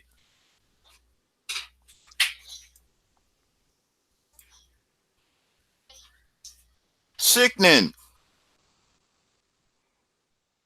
I can't speak for nobody else's neighborhood, but this is one thing that happened in my neighborhood when I was married. There were some kids that grew up with my son. When they were younger, we would all play football, basketball, sports. I was one of the few fathers in the neighborhood that played with them. As they got older, some of them decided to want to start selling on the corner. Now, my house was on the corner, and I basically told them, "You're not selling that stuff on my corner. Matter of fact, you're not selling in this neighborhood. And if I catch you with it, you're gonna get arrested." I didn't let it happen. I stopped it from happening.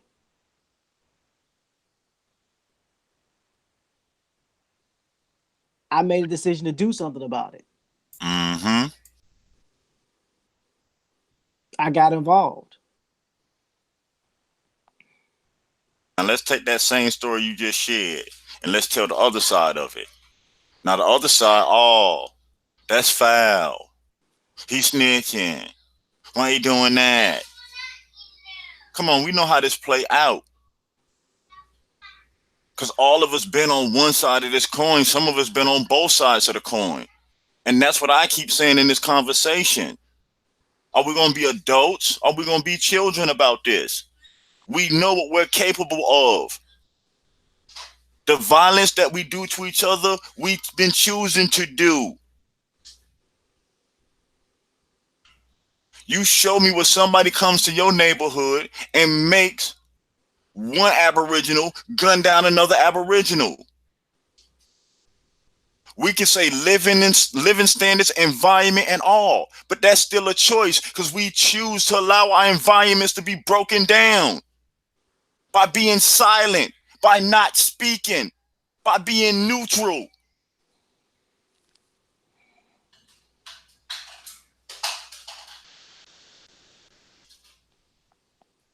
Copper Tone Tony, you bring up a very great point. He says we still got to get these gatekeepers out the way so our people can get informed. And here's the thing. Again, I'm just going off of what I know. I can't speak for what I don't know. But this is what I do know. If you're gonna pull yourself away from the building, how you gonna get to the gatekeepers? If you're gonna remove yourself from the system, you totally outside the gatekeepers. Because now you're not recognizing them and they're not supposed to recognize you. So you really don't care about the people if that's what you're trying to do. Because the people are behind the gates that you separating yourselves from. Not you in particular, Tony. You got to go get your people. Walk through the fire. They're not coming out. You got to go get them. You have to go into the cities. You have to go into the companies. You have to go into the corporations. You have to go into the schools, and you have to go get the people. Most people are scared. So what they'll do is, and I'm saying it, y'all know where I live. Come holler at me.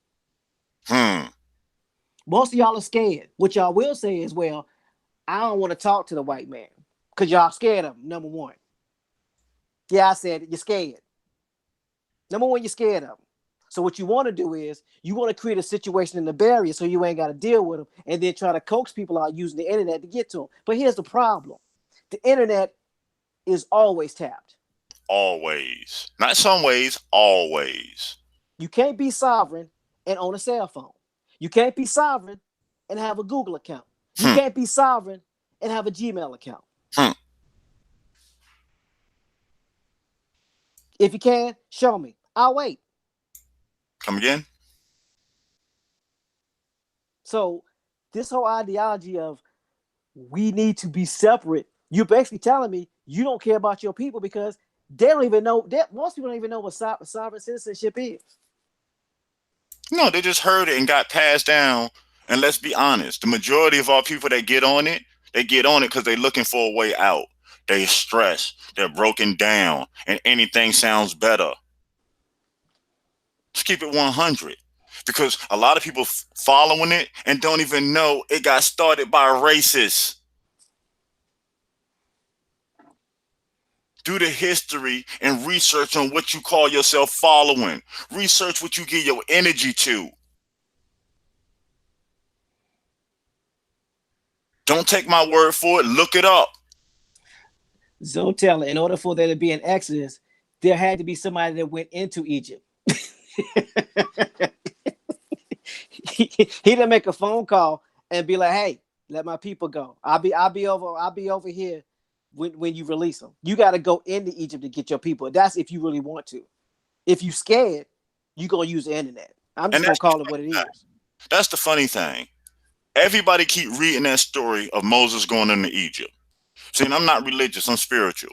But everybody reads the story and miss the whole point of the story. The story is given to you in metaphorically. So no matter what the time period, date, it's still relevant. And that's exactly what the story means. If your people are held someplace, how can you free your people from a distance? No, you must go into the belly of the beast. You must walk into that fire. Even knowing that you might not come out yourself, but your people will. See, let's stop using these words and hiding behind them. Acting like scholars trying to find a way out. We all know what this means. We're wasting time trying to find an easier way. Ain't no easy way. It's time to man up or get out the way.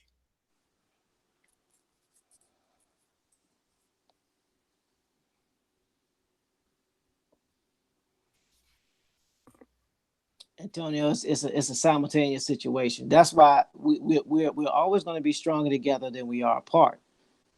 And at the end of the day, you're right. We do have to get ourselves right. But while we're getting ourselves right, we still need to be the example. We still have to go get our brothers and sisters. We still have to educate them because the majority of our brothers and sisters work a job. Majority of our brothers and sisters are in our community. Majority of our brothers and sisters are not on YouTube. They're not. Mm-hmm. They Isn't not. working. So if you want to reach, here's the funny thing. And for those of us who have YouTube channels, and for those that are subscribed to you, how many of the people that are subscribed to you in your community?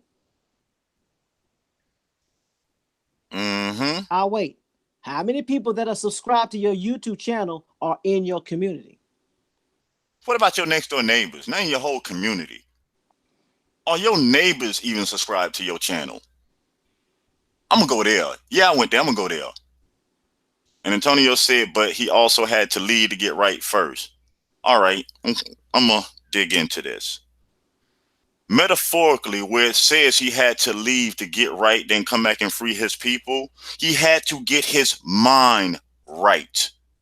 He had to get back in his rightful state. Because as long as I'm in this colonized mind, this colonized form, distance away from my ancestors, how can I free my people? If I myself don't know thy name, how can I free my people if I don't know myself? So I have to leave outside of this construct that was created that I choose to follow by. Get back in my rightful self by doing my genealogy and finding my tribe and tying back into the land. Then I can walk into this fire and free my people because I have a place to lead them back to. And here's something to think about. If that was the case, that you actually had to leave to get right, why is Ghana offering visas for people to come there? Why are they not here coming to get their people? If what we're saying, if that's the case, because they are Ghana is not part of the United States. Ghana is considered sovereign. So if Ghana wanted to, they could come get their people and bring them back. They could if they wanted to, right? Right? Crickets, no? Okay. Why are they issuing visas for people to leave here instead of coming to get them? Because they can't. They are not part of this system.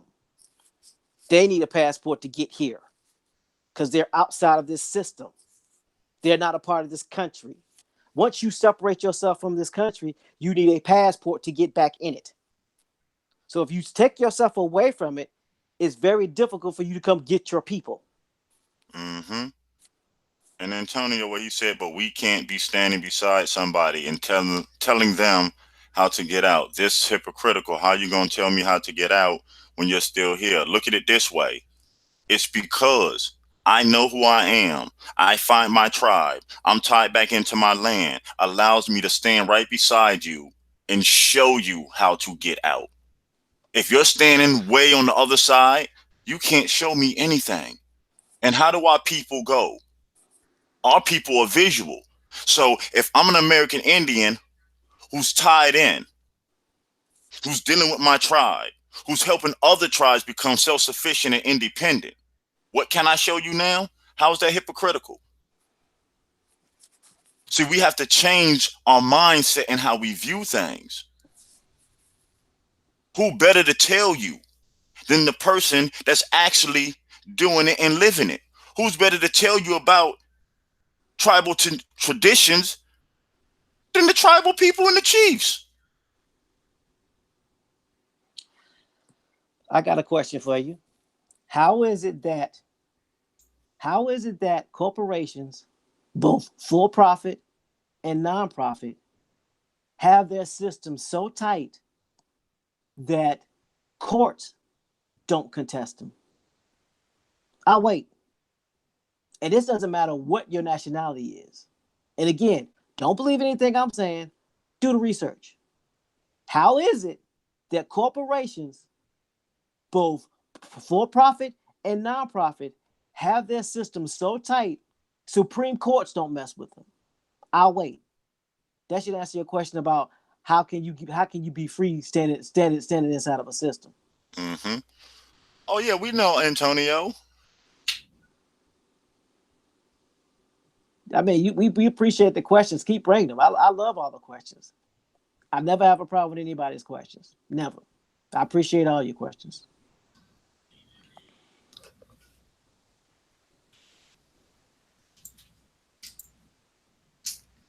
Yeah, we need this because these are the conversations. What I say, the elephant in the room, that for years we want to dodge and run, and our problems become worse because we're not addressing the real conversations. Most of us worried about the drama. Who said what? Who did what? Such and such scored this, or such and such didn't score that. We got to choose where we spend our time and how we spend our time wisely. We have to go back to minding our business. There's power in that phrase. You know what I'm saying? Mind your business. Oh my goodness. Because if you don't mind your business, They will. that's what happened to the Indians. Mm-hmm. Think about it. Spain, France, and Britain was fighting. Because our ancestors, I'm going to call it how it is. I'm going to give it to you in street terms, because I can go back and forth. Because our ancestors were nosy. 100, they were nosy and wasn't minding their business and put their nose in the business of these Spanish and French and all that, included us into this. The 7-Year War tells you that.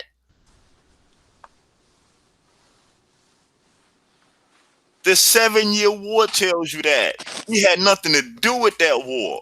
We had tribes running in line to help these people. Running. And they're breaking each other's neck. Like, no. We got the French. Oh, you got French. No, we got Spain. No, I'm rolling with Britain. Yeah. Come on.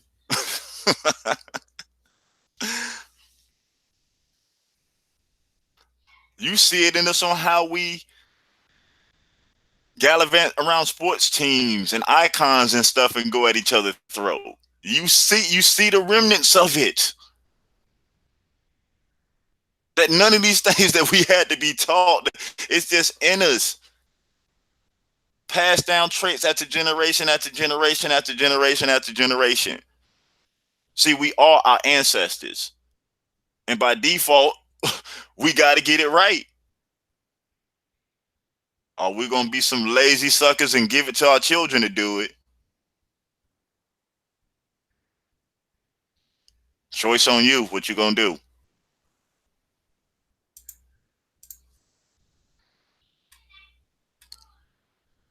And at the end of the day, anytime there's been any type of movement, there's always been small numbers.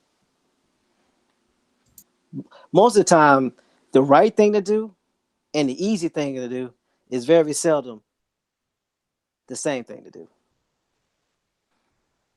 The easy thing to do is to apply for some sovereignty,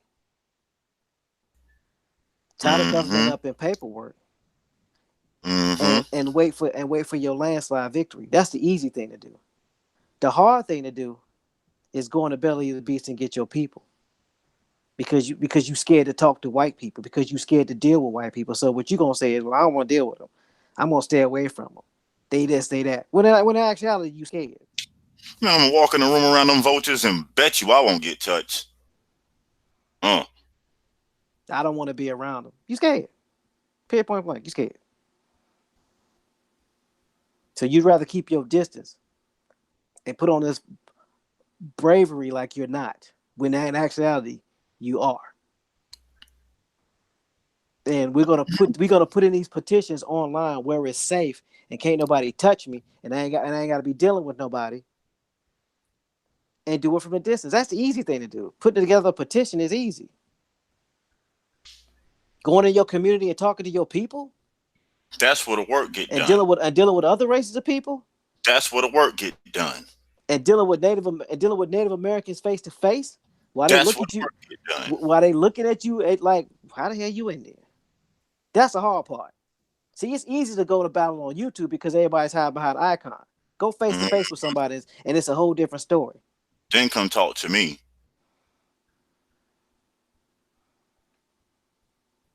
Then come talk to me. Like I tell people, most white folks scared of me, and y'all scared of white folks. So I'm the last person y'all want to come talk to. Facts. Walk in the room, all get silent. Shh. Learn how to mind your business. I am a business. You are a business. Learn how to mind it. Stop trying to get permission from somebody to move. Stop trying to get permission from somebody to give you civil rights. If you want civil rights, you are becoming a second-class citizen. You know? Civil citizen. You want to be recognized. Who are you trying to be recognized by? That's the question. Who? Here's my thing. If I want to be recognized by anybody, I want to be recognized by my great-grandfather, my great-grandmother, my great-great. I want to be recognized by my people. My peoples. I don't know you, man. I'm not trying to be recognized by the government. The government don't need to recognize me, but they respect me. That's for damn sure. Excuse my language. Facts. I don't care about them recognizing me. They respect me. I don't need civil rights.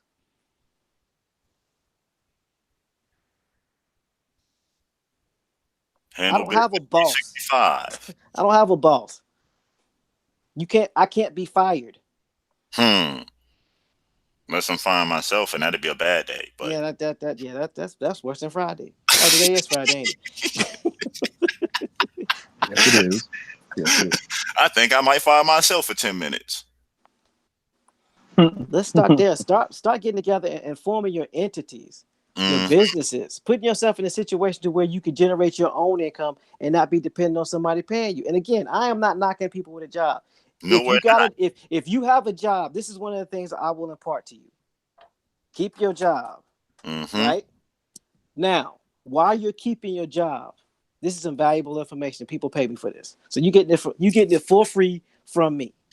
While you have your job, see if you can budget money for a virtual assistant.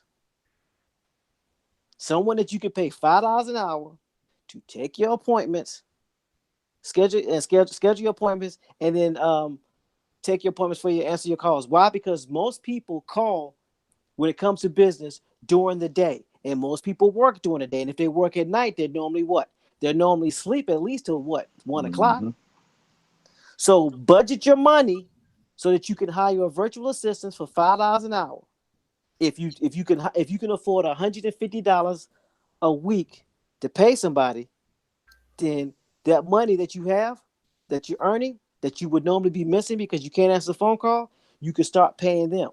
And as your business grows, and you can afford to start paying them more money, now they can start closing your sales and your deals for you for a percentage. As your money continues to grow and to build, you put them in a position of management and make them responsible for hiring people. And now you find yourself in a position to where you're walking away from your job with income, and now you don't have to start over. If you really want to be free, that's what you need to do. If you really want to get yourself right, that's what you need to do. Mind your business. It's kind of hard to mind your business again. I'm not knocking people with jobs. Please understand. But I'm saying if you really want to get free, that's the best way to do it. Look at hiring somebody that's going to at least be able to answer your phone calls and schedule your appointments. And then y'all grow together in that business. It could be somebody in your family. It could be your nephew. It could be your niece. It could be a family member that's down on their luck that don't have a job right now.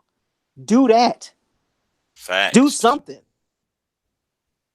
We have told you from day one, Autonomous Assembly, we're not here asking you for nothing. We here coming with resources. We here coming with solutions to help our people and our tribes become self-sufficient. The gathering of the minds that do the work, where the real work gets done. But now these resources and information, like I tell you, knowledge ain't no good if you're not applying it. Closed mouth don't get fed. We constantly say every rising, you need help with this. I done heard TMA say for what? I want to say probably 6-7 months. same thing towards business. The first time I heard it, I don't know what everybody else was thinking. I know what I did.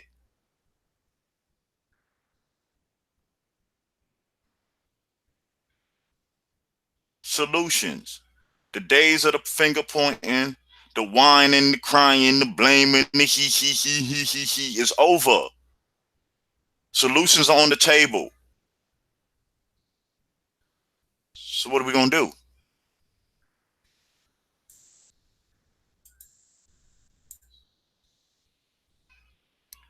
And on that note, like I said, it's been another great Grand Rising show with the relatives, especially for this Friday, 4/26, 2019. Any closing remarks? No sellout?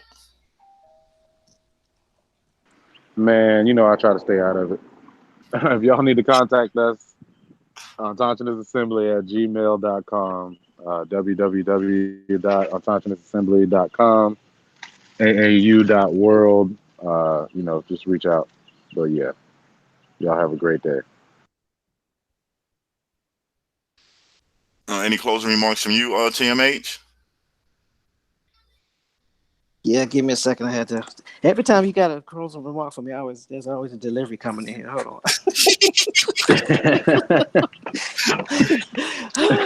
Sorry about that. Hold up. Not yet. Now. Okay. So, in response to I am loving what y'all are posting in this chat. It is phenomenal. Love the energy. Please keep it up. Please ask the hard questions. There is no such thing as a bad question. I love the questions. I love it when you challenge us. I love it when you don't accept what we say. I love that. Please don't ever stop that. Don't ever stop that. And Golden Moon says Civil Rights Act has to be renewed every 20 years. Well, that's only if you're a citizen. If you're an Indian, it ain't got nothing to do with you. Got nothing to do with you. But this is what I will say. I'm gonna say like I always say. Do your family tree, get your genealogy straight, tie into your tribe that's tied into the land, and then once you do that, come see us and we'll help you in your tribe. Again, you ain't gotta take my word for it. Try me. Say, we got our tribe. This is their constitution. What you gonna do? That's all I got. Pamela Hall, send me your email. I'm gonna send you a link right after the show, so we can start on that. And on that note, like I said, it's been another great Grand Rising show with the relatives. Who knows? We might make a special drop-in appearance this evening. Who knows? It's a Friday. Anything likely to happen. Until then, to the next Rising show. It's been fun always. Peace. Peace, y'all.